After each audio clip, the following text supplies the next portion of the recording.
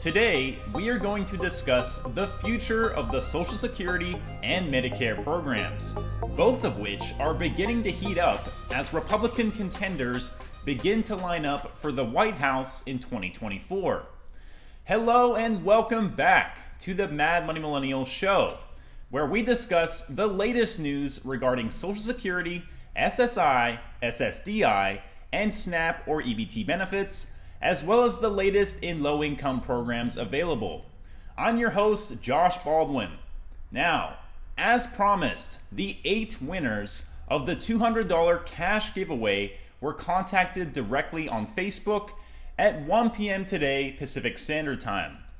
If you didn't get a chance to enter this one, don't worry, because we will most definitely be hosting more of these in the near future. So be sure to look out for those when I announce them. Now, let's jump right into this video. Last November's midterm elections were expected to bring a so-called red wave of wins for Republican candidates, but ultimately, voters gave Democrats an edge in some of the most competitive congressional districts.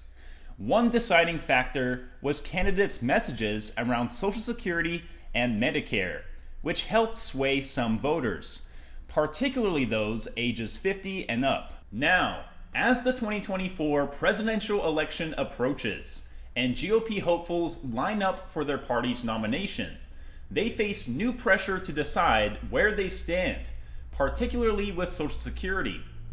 Former President Donald Trump and Florida Governor Ron DeSantis, who thus far are in the lead in the Republican polls, have so far pledged not to touch the program. According to Trump, under no circumstances should Republicans vote to cut a single penny from Medicare or Social Security to help pay for Joe Biden's reckless spending spree. In March, DeSantis told Fox News, "We are not going to mess with Social Security as Republicans." Their position matches that of President Joe Biden, who during the State of the Union prompted both sides of the aisle to agree the program is off the books. While that stance is popular with the public, some experts say it is ill-advised. It is fundamentally irresponsible to say we are not going to touch it when everybody who's ever looked at the finances of the program recognizes that it's going bankrupt, said Whit Ayers, president of North Star Opinion Research, which is a center-right political polling operation. The situation presents an opportunity for a hero to emerge, one who can put the program on sound financial footing. One long-shot Republican candidate, former Cranston, Rhode Island Mayor Steve Laffey, plans to enter the race with his own bold plan to reconstruct Social Security as the first priority on his agenda. A crucial inflection point, particularly for Social Security, is coming, according to the program's trustees. Social Security's combined funds will only be able to pay full benefits until 2034. At that point, just 80% of benefits will be payable if nothing is done sooner. Lawmakers on both sides of the aisle would need to agree on fixes for the program.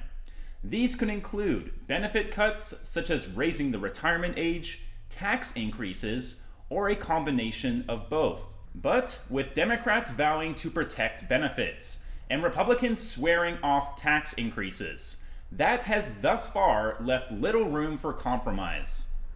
As Washington leaders recently worked out a deal to raise the nation's debt ceiling for 2 years, the cost of Social Security and Medicare came under scrutiny. Both Social Security and Medicare fall under the category of mandatory spending, which altogether represents more than 2/3 of the nation's budget, according to the Tax Foundation. Consequently, it is impossible to address the nation's spending without addressing those programs, according to Tax Foundation economist Alex Durant.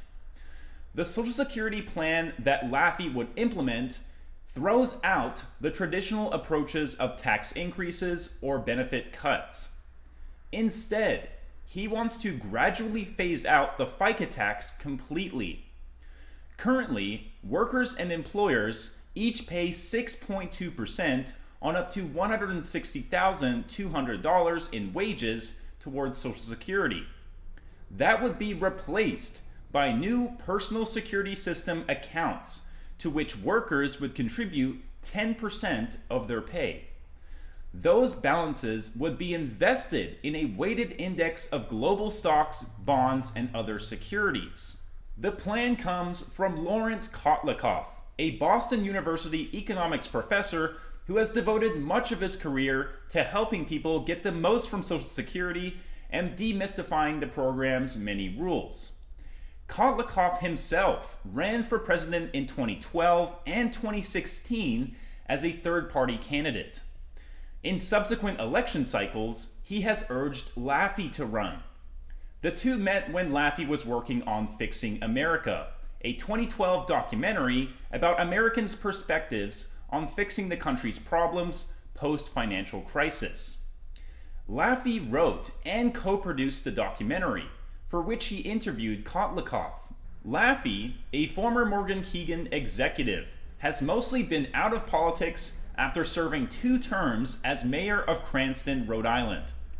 He ran for a U.S. Senate seat in Rhode Island in 2006, and then in 2014 pursued the Republican nomination for a U.S. House seat representing Colorado, where he now lives.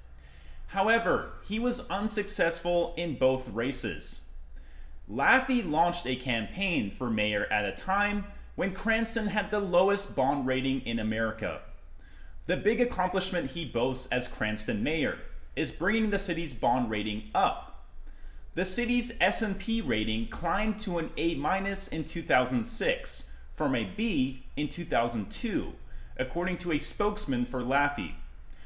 Now, according to Kotlikov, the Social Security plan would be a fully funded system where you get your money back in the form of an inflation-indexed annuity.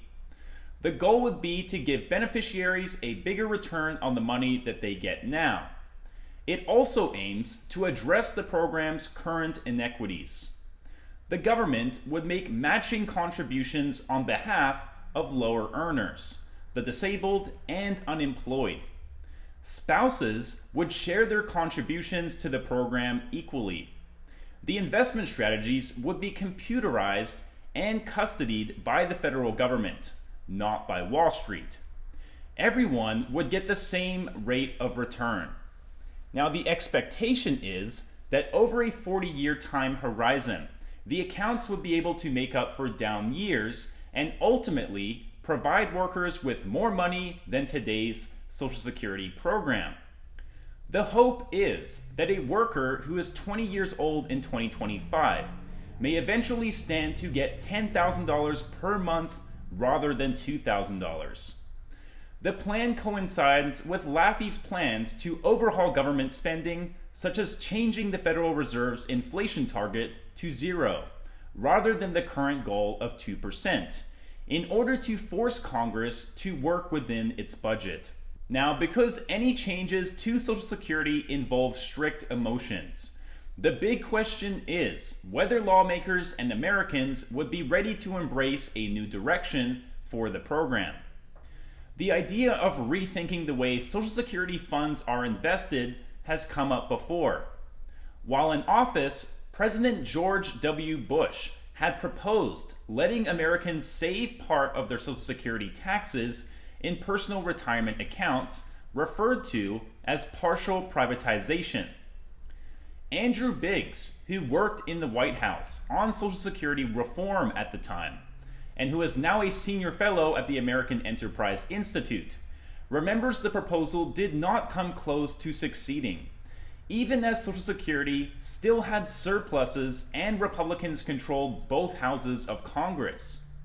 Consequently, privatization, where personal accounts are funded out of part of the existing payroll tax, would be a long shot.